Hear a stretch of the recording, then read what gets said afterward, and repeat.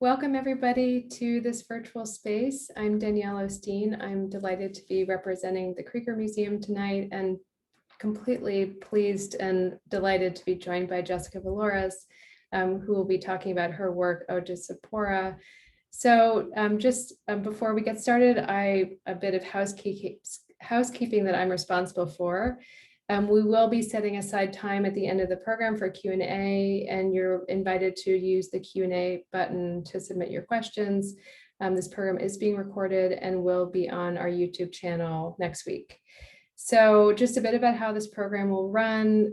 So first I will introduce Jessica, and then we'll be screening Odes to Zipporah, and then we'll be talking about the work after the film. So please stick with us. The film is about 5 minutes long, and then there'll be lots of time to talk about the work.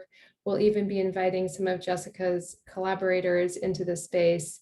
And so I'm just very excited to see what will come tonight. So hi, Jessica, how are you? I'm good. Thanks for having me. Yeah, I feel like this has been so many months in the making that it feels very exciting to be here with you. So I'm going to introduce you, and then I'll be showing the film. So Jessica Valoris is a Washington, D.C. based artist and interdisciplinary artist and community facilitator. I have been now witness to her facilitating abilities, and I am just unbelievably impressed, and I want her to facilitate everything I'm working on. Her work has been featured at the Anacostia Art Center, Culture Coffee 2, Afro-Techtopia, New York City, Harvard University's Black in Design Conference, the George Washington Carver Museum and Cultural Center in Austin, Texas. And Jessica is also an Intercultural Leadership Institute Fellow and was a Halcyon Arts Lab Fellow in 2020, which is how we were connected, and that more on that to come. So just to kick us off, I'll be showing the film Ode to Zipporah, and then we will come back and talk more about the work. So everyone, please bring your patience for the technology. We are hoping everything works. If for some reason you're having problems watching the film, we will put a link to the footage on YouTube in the chat. And so you're invited to watch it on your own time. So bear with us. Here we go. The Zoom technological space is not something we can control, and that is okay. It'll be fine. It'll be fine. We're just excited to have you here. Okay, here we go. And we'll be muted while you're watching. Oh, wait. Okay.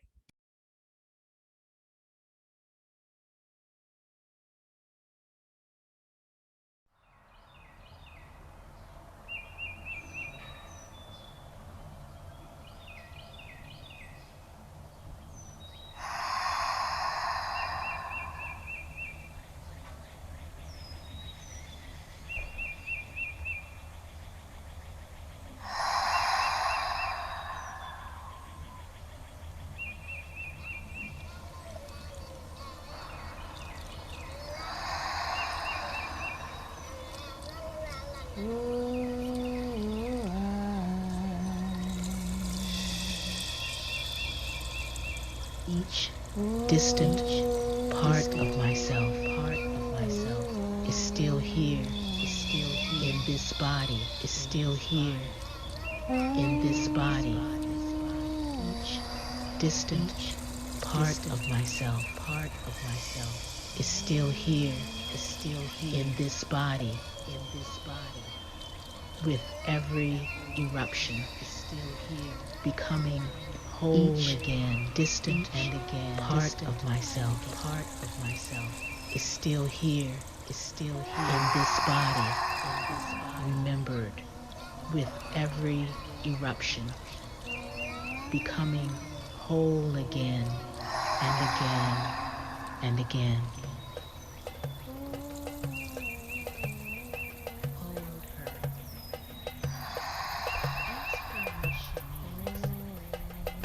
Each distant part of myself being the ground in the sky is still like here, being the ground and in the this sky. body, everything and nothing at the everything same and nothing time. at the same time. Each distant part of myself is still here in this body again. All of the responsibilities that validate and erase me in the same breath. I don't want to wait I for don't the want to wait for the flood or the flood, eruption for the or the eruption, storm. In this I want to body, experience my I own want to medicine experience now. my own medicine now. part of myself All of her is parts and still all of her here things. in I'm this not body, setting the I am table not no setting the more table where I no more where cannot I eat. cannot eat. whole again. I'd rather eat on the floor where I'm held in all my form and all my thoughts and all my alchemy with all of my with all stuff. of my stuff. In this body, again and and again and again. Each distant part of Nuance myself is in the space I've been allowed to sit Nuance with. is in a space I'm allowed in to this sit with. body. Complexity hasn't invited me in. Complexity hasn't invited me in. Part They of say black girls and big mamas can only drink from still certain here, fountains. in this body. I've gotten pretty good at piecing it all back together, remembering a thing, stretching the all I got. I've gotten pretty good at piecing it all back together, remembering the thing, This body. stretching the all that I got. Becoming whole again and again. Maybe some things need to be broken, or break open, or break free. Break open. I'm sitting here, remembering each distant part of myself. I'm sitting here remembering every this distant body. part of myself is still here Remembered. in this body. Becoming whole again and again and again. Becoming whole again and again and again.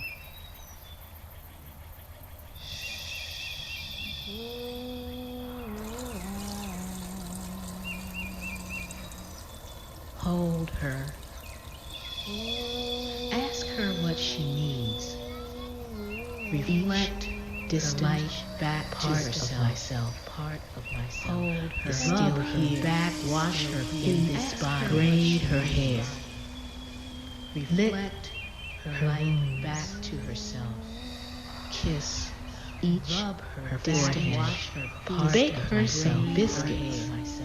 Is still here. Let her unravel this body. Fold, release, kiss. Be a steward, be a doula, be a witness. Let her collect herself. Part of all her parts and all is still here. Things in this body. Let her find herself. Let her collect herself and all her parts and all her things is still here.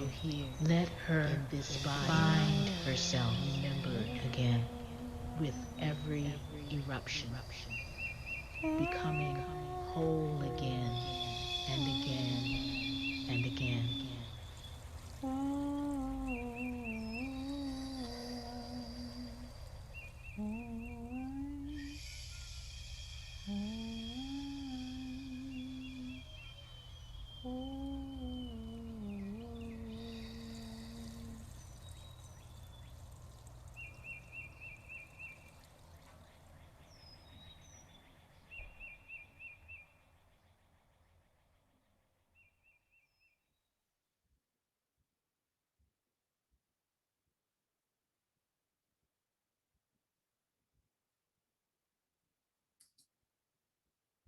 Thank you all for sharing this space with us. We're going to go back to some images and talk about this piece. Okay, I think I did that right. Jessica, you want to come back to us with your audio? Yes. Oh no. So it was fun to show it before talking about kind of how this work came about. And I wanted to start a little bit with how we first started talking. And then I was hoping you can help me with the kind of origin story. This was last year. I was working as the curator at the Kreeger Museum, and the museum was closed because of COVID. Staff was in the building safeguarding the collection, but other than that, there were no bodies in the building. And we were thinking a lot about how to open up the space to be used as a place for workshopping ideas, for performance, for kind of just trying new things, because it felt like the building itself, which is such a beautiful building and such an open space, that it really could allow for so many wonderful experiments. And so I started talking with folks at Halcyon about the Arts Lab Fellows.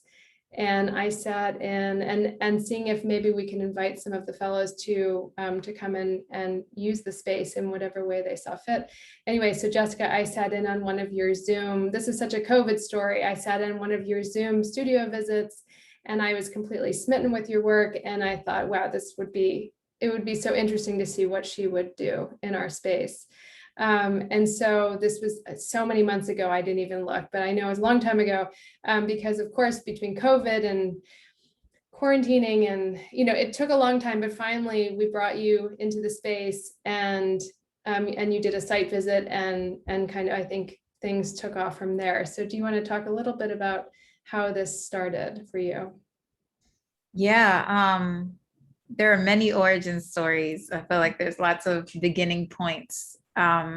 First, my name is Jessica, and yeah, I just want to acknowledge my folks in the space. So I am the descendant of carpenters and custodians, weavers and tailors, candy ladies, social workers, educators, healers, foot reflexologists, refugees, sharecroppers and migrants, Black folks in South Carolina, and Jewish folks from Lithuania and Ukraine and Russia. And all of that informs my practice.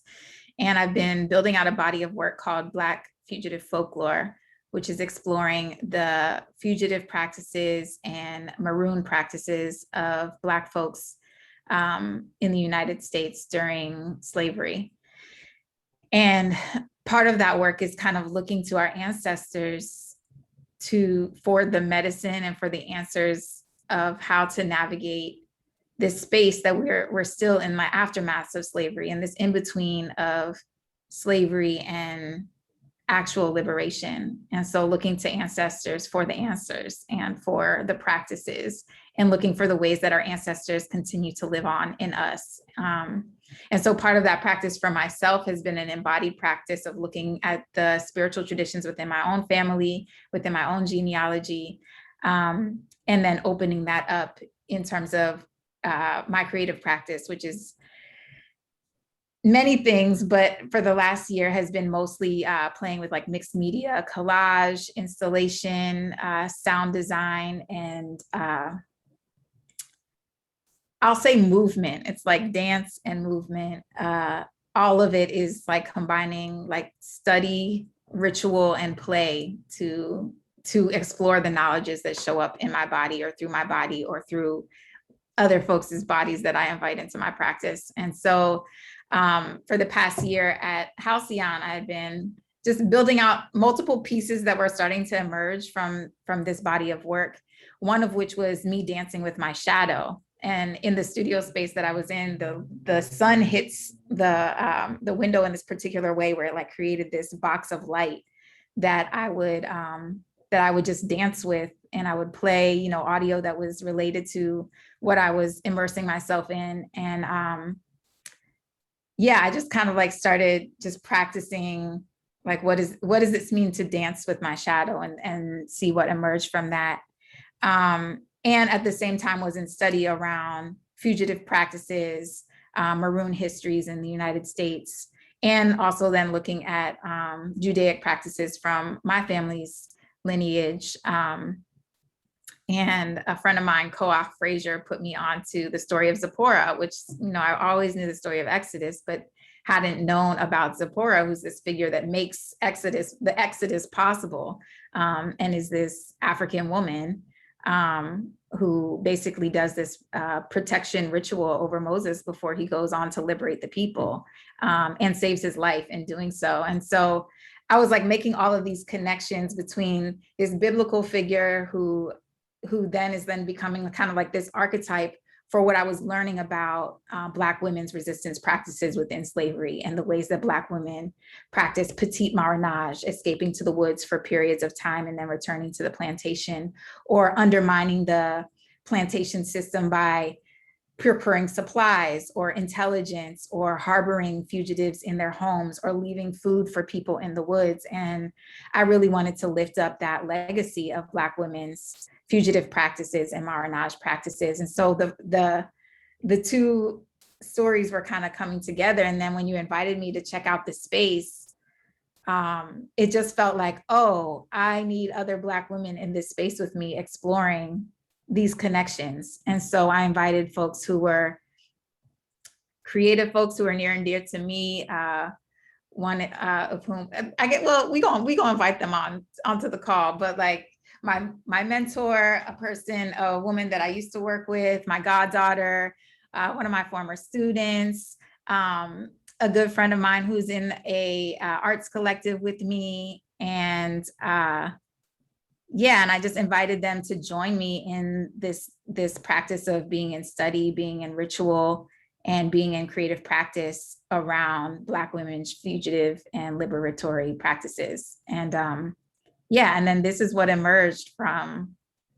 that invitation. But I will say, like, before I came to check out the Kreeger space, that like the way that it was manifesting was like me in my shadow. And so the invitation into the Kreeger space kind of opened up this like larger landscape to be like, oh, I have more space. Like I can invite other folks into this. And the space actually felt like it was calling forth like, oh no, this is what we want. Especially that water, that pool there is just so like, when I saw that, I was like, oh, okay, deep breath. Like, yeah, we need to be in our feet in the water together.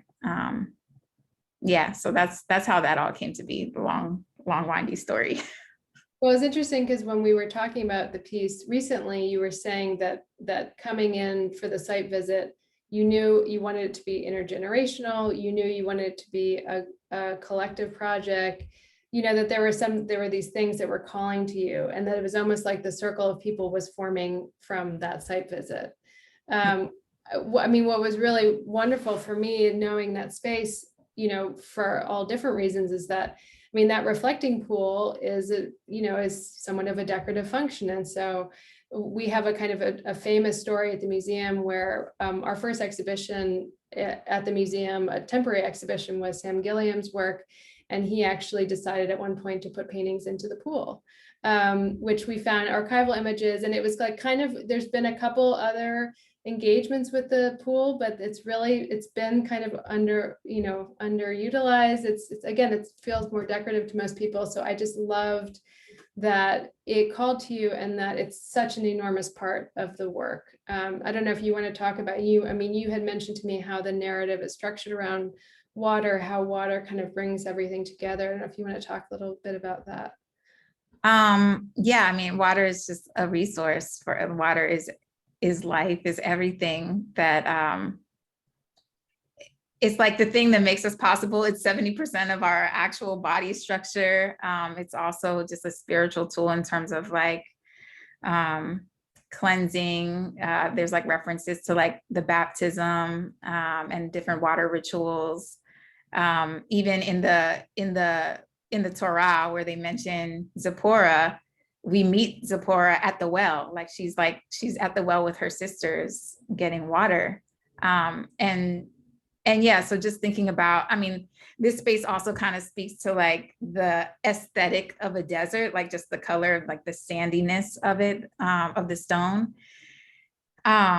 And that idea of like, we always have what we need. Like the water is also like in our bodies, it's in our tears, it's in our saliva, it's in, in the liquid that makes us who we are. But also how we can like create those spaces for each other. Like we can be nourishment for each other. We can be cleansing for each other. We can remind each other of flow.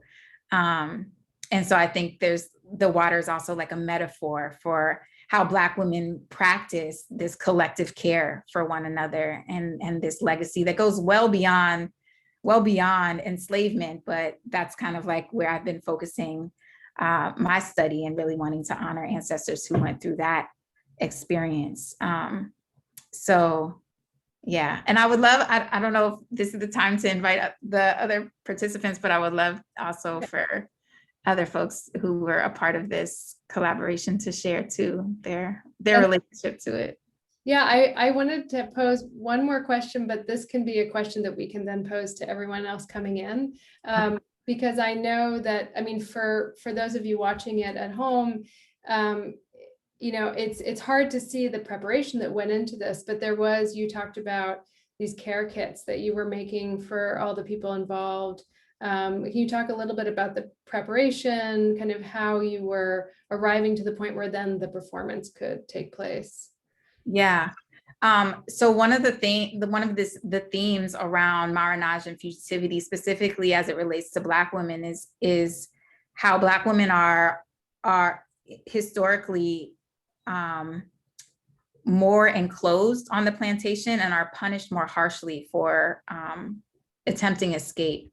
And so the ways that Black women engage in this practice of supporting the fugitivity of others and the freedom of others. And so part of inviting folks in was also thinking about who are the Black women in my life who have helped me to access my own liberation, my own personal like opening and sense of freedom and sense of personal sovereignty. And so that's why I invited the particular people that I chose. And then in inviting them, I also wanted to like offer them something to like kind of anchor this experience together. So I created these, they're like care study kits. So there are like some spiritual items in it, some like tactile materials, and there's also like articles. There were some videos, there were some like examples of me dancing, but just kind of like creating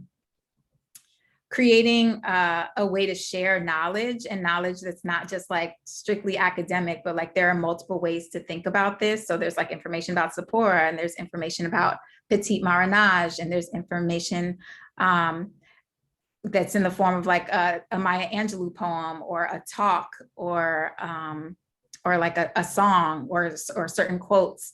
And I really just wanted to like offer that as a way, as an entry point, and see like what resonates, and then what does this call forth like when it's offered in shared space. And so I delivered all the care and study kits to each person, and we had just, you know, part of that is just like sitting with people. I remember Aisha, I was just sitting in her backyard with her, and we had this beautiful conversation, and I was like, oh yeah, and the care kit, but like that's all a part of the process, right? Like these moments of connection and intimacy and invitation. And so folks sat with the care kits for like a week, 2 weeks, depending on what time, when I got around to everybody.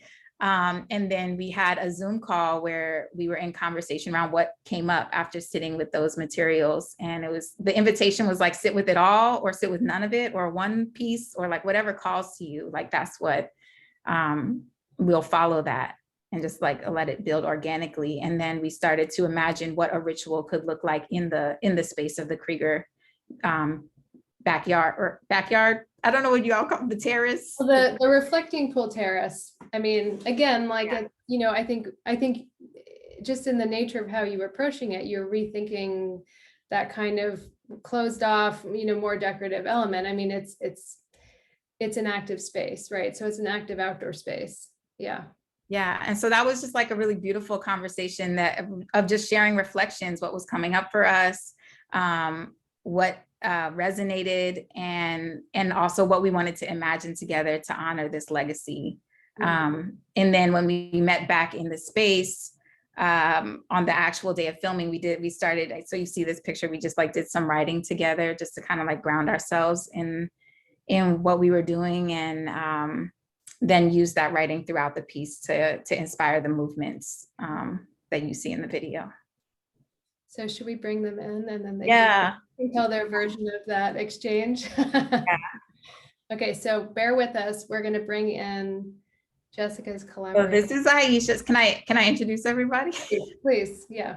Okay, so Aisha is here. Aisha is one of my I don't even, I want to call you an elder, a friend, an auntie, a crone, a like wise, wild woman. But we share space in a collective called River She Arts Collective. And we've been just in shared creative space for the past year and some change, year and a half.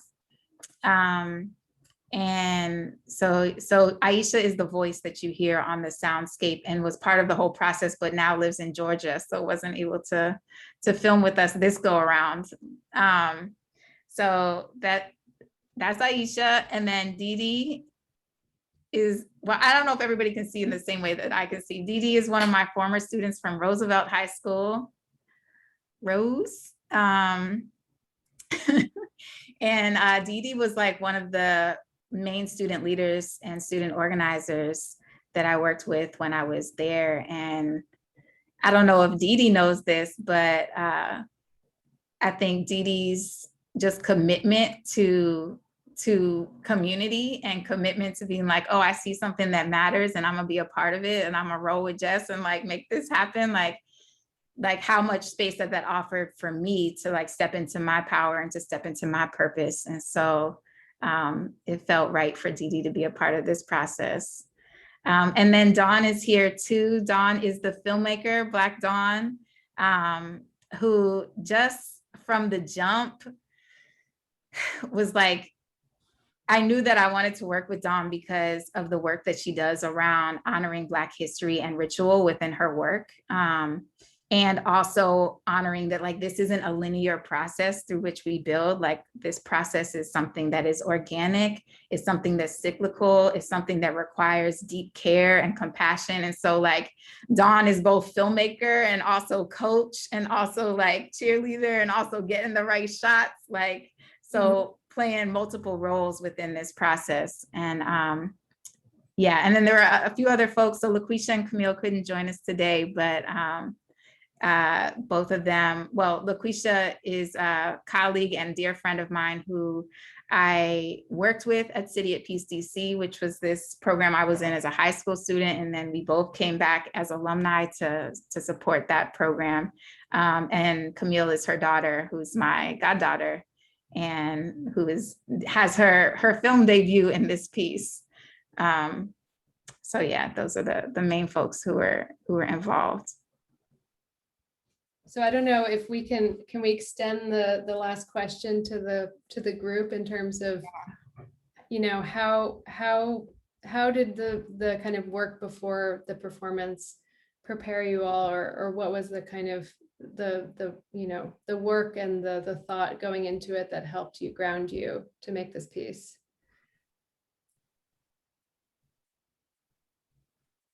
So maybe I should go. So what really helped me ground myself through it all was just everybody that was there participating in the ode to Zipporah, everybody that was participating, like down to Dawn. I was worried about how I would look in her lens, but she was like, I promise you, you look fine. Like everybody just kept on complimenting each other and kept on reassuring each other this is a safe space. So that really kept me grounded throughout the whole process, just everybody being there, rooting for each other and knowing that we were there for,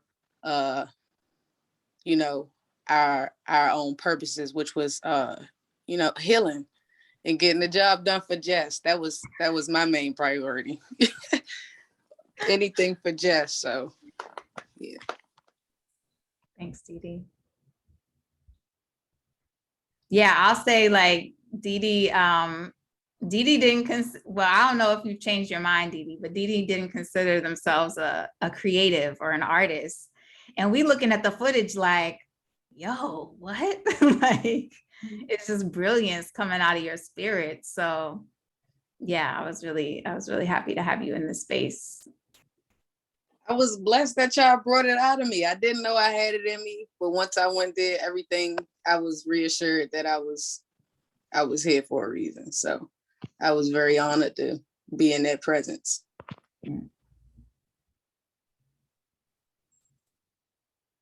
Any other takeaways about the preparation part? Yeah, I'll say that the preparation for working with Jessica, she's extremely well thought out and like meticulous as to, you know, what her intention is and what she's looking to accomplish. And she even had, like, I've never had someone give me like drawings as inspiration. Like she did these like abstract drawings, you know, in addition to, you know, all of the videos that she sent. And just like the way that her mind works in regards to keeping it just very like loose and experimental, at the same time as just, you know, keeping everybody on the same intention, I think was the most important thing. So I just, with her being so sincere in that, you know, really just wanted to honor that for her and the rest of the group. And it was just such a fulfilling like experience.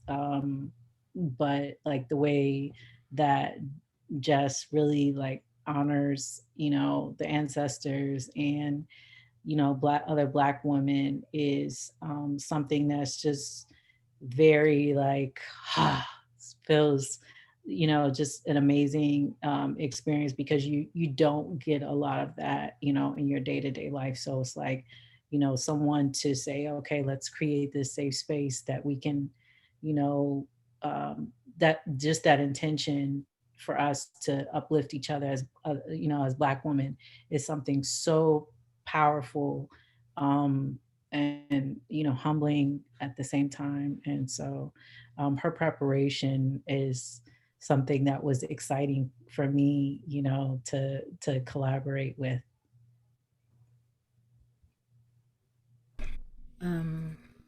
This is Aisha. Mm. I struggle with English because it's linear and it's not in my body. It's, you know, I'm translating even as I have to put these sentences together. So grounded, no, I've been waiting on this child for a minute. I'm glad she got here before I left here. And we have been in conversation, the spirit with Zipporah since I think we met and I saw what you were doing, baby. So the voice and the spirit that supported my words as a voice in this was just that. We've been talking. We just, and this is part of the conversation, and Kreeger is blessed to have that medicine and that power in that space. I think that is the gift. Some would say genius, but I'll say gift. That I believe that Jess brings, and particularly at the intersections that she represents into her work. And so we still gonna be doing Zipporah. Might be calling it a different name, but we're gonna be doing what we're doing. So it was a blessing to be a part of that. Thank you, baby. Thank you. Thank you. My heart just be like, but that's how I felt through this whole process too, is like, you know, I kind of, sometimes I'll get lost in the creative process, but it really is like when the process feels right, like it's art, but it's also spirit work. So it's like, you know, you can't plan, you can only plan up to so much, right? You can come with an intention and come with like, here's an idea. And then that idea has a life of its own. And each person brings something else to that. So like we knew he was gonna get in the water. We knew we needed some bowls, but we didn't know exactly what we was gonna do with it. Dee Dee was like, what if we pour into each other's bowls? Like that's how like everything kind of came out of our sharing with one another and what felt right in that moment. And then some things just like emerged organically that was like, oh, wow, like I didn't know that was going to happen. Like the basket over our heads in the water, but it was just like, this beautiful moment of like kind of washing ourselves, and then these moments of holding each other. And like even the prompt that we used around like how we wanted to be held, like that came out of the writing exercise that we did earlier in the day. So everything kind of just like supported each other. And I think the intention is what really centered us throughout the process.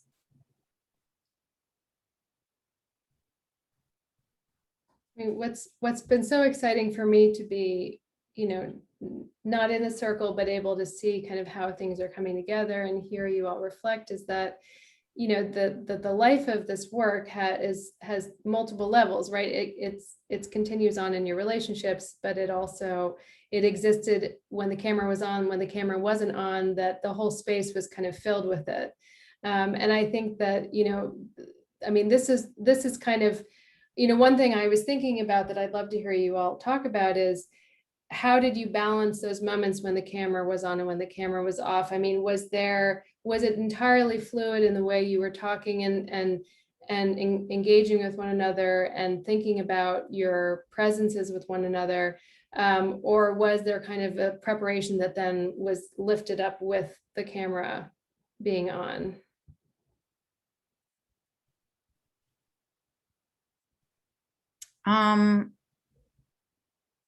I think there were certain shots that we wanted to get, like that we were clear that there are certain moments that we wanted to get, but it was also kind of like, here are the moods that we're moving through. And that's kind of like, we wanted to start with like centering ourselves, visioning what we wanted for ourselves, what freedom looks like, what gets in the way of that liberation, what gets in the way of our personal sovereignty.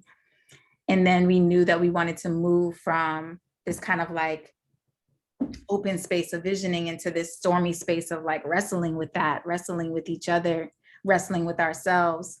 And then we knew that we wanted to end at the water of like holding each other, holding ourselves, coming back to our own bodies. And so that was kind of like, we knew that there were these three sections or these three energies that we wanted to move through.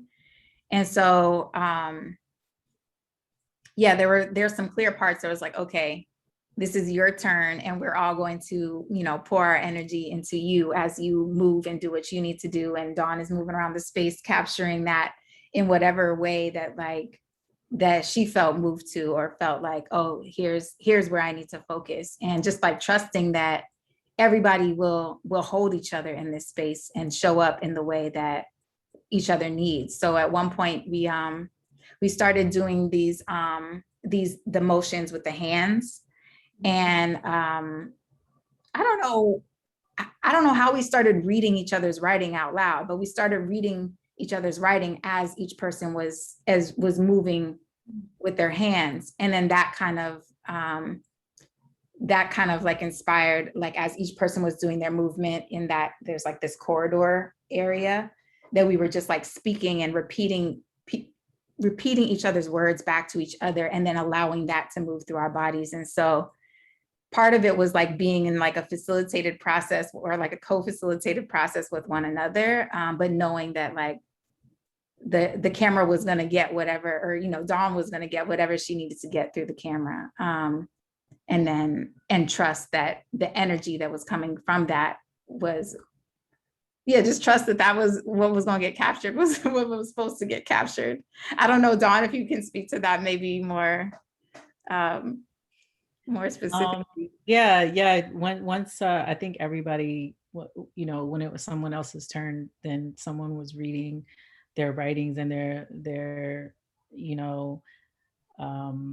and the writings were powerful. So like once they started reading that, and they kind of gave their interpretive movement in that, and it was just all about supporting one another, and then once again just capturing the mood, and then also kind of pushing each other in ways of vulnerability as well. I think everybody, especially Dee Dee, was kind of more reserved at first, but it was like, she kind of opened up just with the support that everybody had all around them. So it was like, it was just, it was just really, it was fluid actually. Even though it was like loosely structured, it was like really fluid the way that everything, went down, of course, because we had time frame of being there.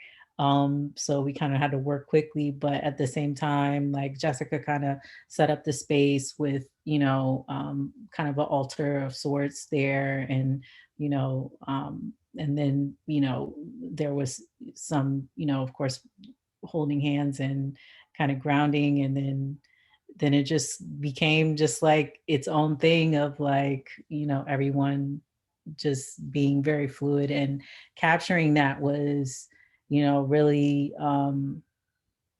just really powerful. I think it was emotional for every single person who was there, and it was emotional for me behind the camera, just getting that energy. So yeah.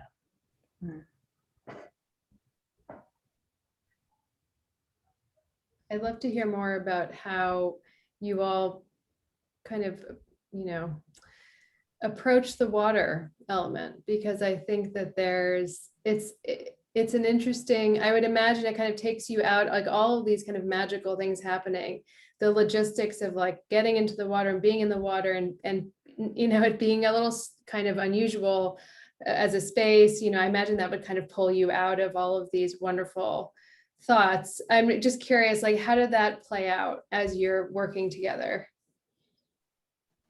Can I go first? With the inspiration behind the water, it was Camille for me. The little baby that was there, Jess's goddaughter.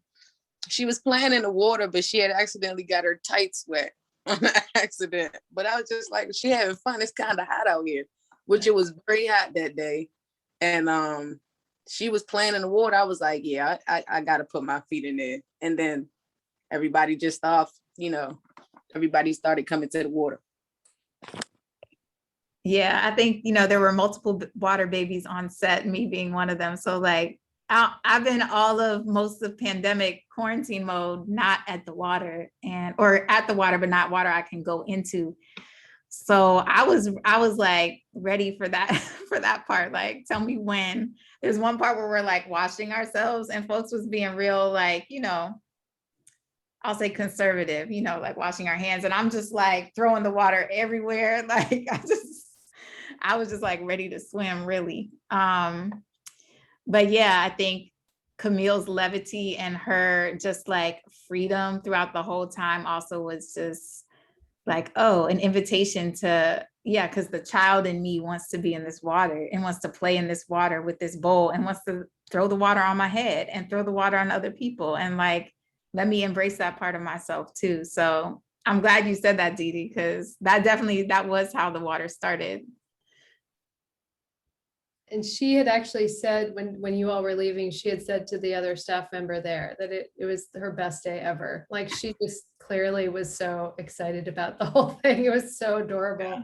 I mean, what's also really wonderful is that it brings in this kind of, I think it reinforces the intergenerational, the kind of family, the mothering, the mothering, even if it's not your child. I mean, all of these structures of support, Jessica, that's so important to your work, that she's actually kind of embodying being there, right? Yeah. And just like the invitation that she creates just by being herself, like she's just like free and unapologetic and like full of that like child knowing that's just like, oh yeah, okay, that's a reminder for me and my 35-year-old body that's like all full of judgment and self-judgment, like, oh no, let me shake some of that loose. So, I think everybody comes with their own wisdom that is then a gift to this piece. And do you want to talk a little bit about the soundscape too? I know you touched on it briefly, and Aisha being this very important presence there, but I'm curious how that came together. Yeah, so the soundscape actually came from the conversation that we all had together after sitting with the care kids. And I just was taking copious notes, like word for word notes of what folks were sharing and saying. And we had we had envisioned what this ritual would look like together in the space. And I remember at the end of the conversation, I just read the notes of like people's actual words, and then crafted those notes into a poem, and then gifted that back to everybody and asked folks to record themselves speaking it. And Aisha was the first one to get back to me. And Aisha is like a brilliant poet, writer, storyteller, facilitator. And yeah, you already know Aisha, like your voice is, there's something so grounding. Like I just felt like I was listening to it and I was like sitting on a rocking chair. I could hear the crickets, I could hear the water, like the soundscape kind of just like came through her voice. And so I asked Dee Dee and LaQuisha to also record themselves speaking the piece, and then layered that onto Aisha's voice with all the other sounds that were also, so there's like sounds of water, birds, drums. There is, after we recorded, Dawn sent me all of the footage, and in the footage you can hear Camille just playing in the water. So she's like la da da da da da, like just doing this like la di da di. And I think Dawn, you had actually suggested it. You was like, yo, that would be really cool if we could hear that in the piece. And so I worked that into the soundscape also. So like just kind of like there was a soundscape that was being worked on, but the soundscape wasn't done until after the piece, after all the filming and the ritual together. So the experience of being with each other in ritual also informed how the soundscape got edited together. It's so wonderful. And I love, right, that moment of levity with her voice. I just feel like it's a reminder of that childlike wonder that you're talking about, right? That it's still there, even with very serious topic, but that there's still the presence of different personalities and generations. And it makes me wonder. So I love looking at, I've been showing these behind the scenes images, but it makes me wonder what the next chapter of these collaborations is going to be, because it did seem, I mean, what I loved was that in the moment, as you talked at the beginning, in the moment of us first talking to when the piece came about, you were looking for this kind of transitional work that brought together your research and your interdisciplinary work with something that was more performance-based, and it makes me wonder what's next, and how have you talked as a group about other work in the future, or things that can kind of come out of this? Yeah, I mean, I'm committed to collaborating with everybody who's been a part of this project, again and again and again, even if whatever iteration this project takes.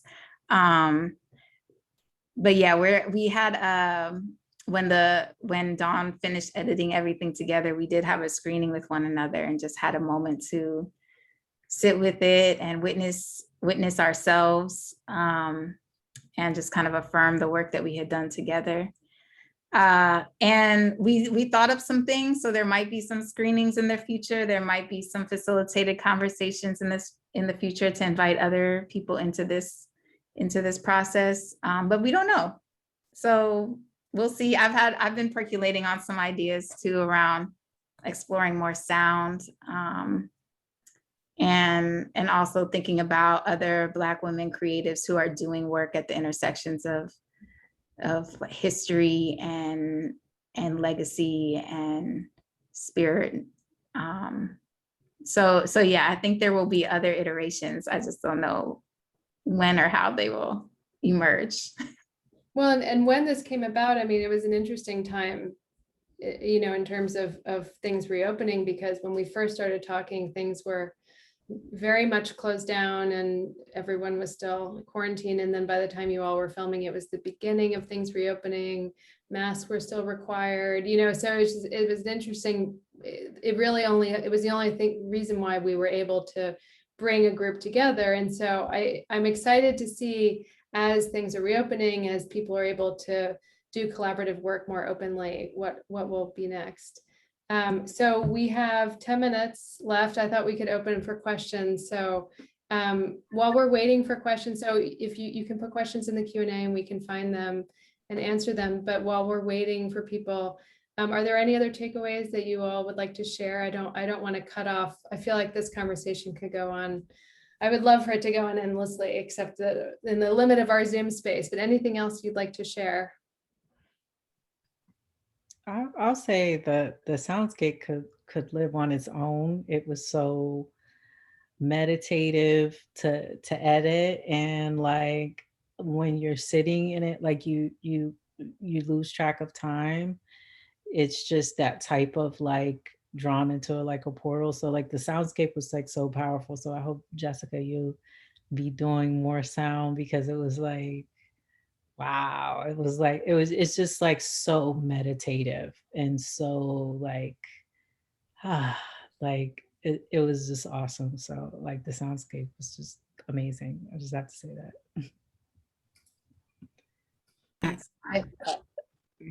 I do want to say that I so appreciate the intentional choice for women of different generations. I think that is very important. I'm going to be up there in a bit, baby, so we'll talk. But I think that it is so important because as much as Black women are invisible except for utilitarian purposes, as we age, as we move into that crone space, often we disappear in art except in terms of being ironic figures. So I appreciate that intention to include the voice of a crone.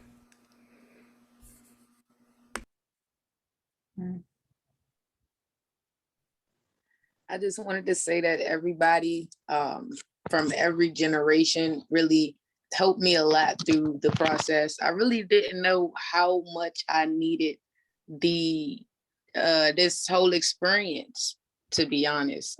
Jess really was just like, hey, I need you to help me with this project. But for real, I really needed her to help me with this. So it was a very beautiful space. A very beautiful space. Yeah. And for Dawn, Jess been doing soundscape for years. With this, I'm just gonna flash her shirt. Home in Texas, Jess is very dope with soundscapes. So yeah, I believe that Jess should keep doing soundscapes. Thanks, Dee Dee. Yeah, I just want to say before we close, and I also saw that someone asked if we could open the chat. So I don't know if there's a way to turn that on, but This is beyond my technical know-how. okay.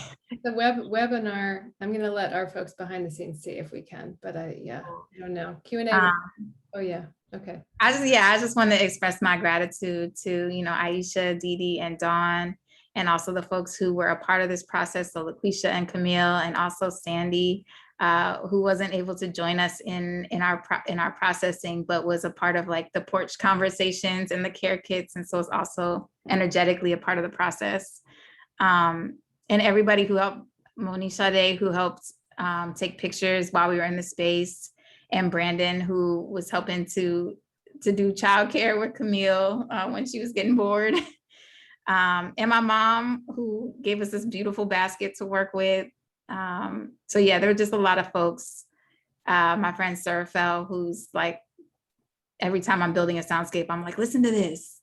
Tell me, how does this feel? And is always giving like just really generous feedback. And my friend Koach also, who like put me on to the story of Zipporah, and kind of opened up what this could be through a Black and Jewish lens.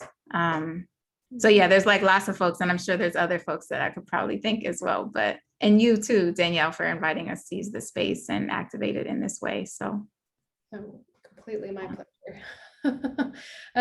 So it looks like the chat function is not possible on this format, which is why we don't have it, but I encourage any shy questions to come out in the Q&A before we close, and maybe I'll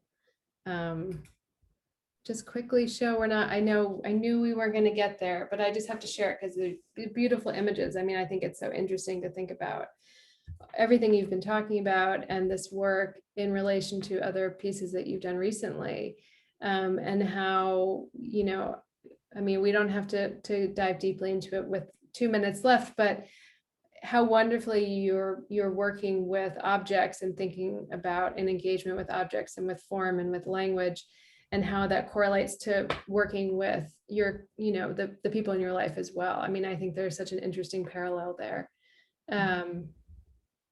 Okay, we have a comment that they're loving to listen to us, but they don't have questions yet, and that's totally fine. I'm sure that you know, your questions will find Jessica in the future. Thanks, Omo, Elijah, and Brittany. Okay, so we do have a question. Here, I'm going to go back to the piece, and I think we just have time for this one question. Jessica, would you like me to read this to you, or would you like to read it? I know it's. Or I can read it. Okay. Much of this work exists beyond the realm of art, as it has been traditionally been defined in museums and galleries. What do you think is the best way to capture or properly curate spirit or spirit work? Whoa. I don't know. I don't know if anybody else wants to take that question. I mean, one thing I'll say from my side of it that I thought was really wonderful was that we were having a logistical conversation before the performance, and just getting into, I mean, we did have a time limit because at some point the staff had to go home, and there was nobody except for a few staff members in the building that day. So we had a lot of things to work out. And then Jessica, you asked me in this, I couldn't recreate it if I tried, but it was this really kind of wonderful, gracious way of saying that your group needed space, and that, you know, we needed, like, you were asking very, very kindly to kind of to not hover, you know, and I so appreciated that, because it, first of all, it told me what you needed, but also it made me realize that the way that, you know, my role was really just to open the doors. And it wasn't, you know, and so maybe this speaks a little bit in terms of how to bring this work into a museum. It wasn't to kind of oversee it or drive it or anything. It was to create an opportunity and to let you experiment. So it'll stick with me because I love the way you ask. Like it was unapologetic and exactly, you know, rightly so. And I think that says a lot about what the work was doing, what you needed, what you needed to create it, that you needed this safe space that didn't have staff hovering. Yeah. No, and you know, I am still wrestling with how to do that, because I think a lot of what I do is also in public space. So it's like how to create safe space, and specifically safe space with Black bodies, because Black people and Black bodies, and specifically Black women, we are always vulnerable, or let me not say always, because I don't want to speak that into existence, but there's a way that our bodies are more vulnerable and more consumed in just in the world and in art spaces. And so really wanting to create a container that was like, no, this space is ours. Like, we are sovereign in this space. We can do what we need. We can show up in the way that we need without the gaze of other folks, or like the curiosity of other folks, or the judgment of other folks, or maybe even also the, you know, criminalization of other folks. Not saying that was what you were doing, but like, just like wanting to make sure, like, oh, even before I invite people into this space, like, I think part of that curation is making sure that like the folks who I'm inviting into this space will be held, and making sure I have the conversations with whatever institution that I'm in to secure that as much as possible. And if I'm not able to secure that, and then being in conversation with the folks that I'm in this work with, to be like, here's what we need to, like, here's what you need to know. Like, here's what I can control and what I can't control, right? And we had that conversation too within the space. But I think, yeah, I don't know if there's like a best way, like there's so many ways. But I think for me, I just kept coming back to like, what is my intention? What is our shared intention? And how do I embody this intention in everything that I do, in the way that I show up? So like, you know, as an artist, sometimes I can be like, okay, here are all the pieces and all the things that need to happen. And I was very clear, like I couldn't be doing that and be in alignment with the intention. And so if the intention is like, we are honoring Black women's liberations practices, then I'm also honoring the care and the care that is necessary for us to hold each other. And so like having lots of grace and patience and like having spaciousness so that we can show up and get what we need from one another. And so I guess that just differs based off of like what the intention is. And I don't know, like spirit work is like, everything is spirit work, right? Like everything, well, let me not say everything, but everything that I'm doing creatively, like I come to it with my full spirit. Like I don't know how to do that differently. And I think stepping into this work, like I know how to do that for myself. So stepping into this work was also kind of like opening myself to like, okay, how do I make sure other folks are safe to do that, are held, and have the space that they need. So I don't know if that answers the question, but I think it did. We had a response. Helpful. So I'm sad to say that this is the end of our program. We've hit our time, but please let us know if you have additional questions and we'll get them to Jessica. And thank you all so much for being here. I'm supposed to put my thank you. Thank you all for being here so much. And I'm excited to see what comes out of this. I think this is the beginning of good things. So thank you. Yeah, thank y'all.